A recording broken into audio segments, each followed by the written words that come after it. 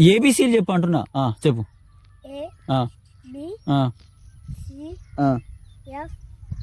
ABC తర్వాత F తర్వాత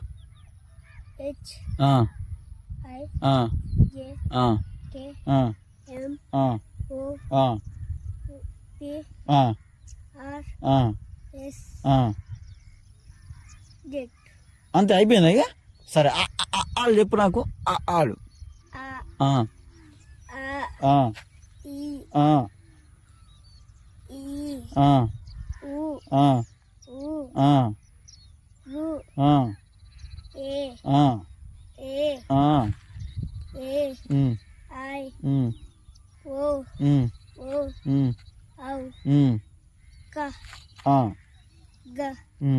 గ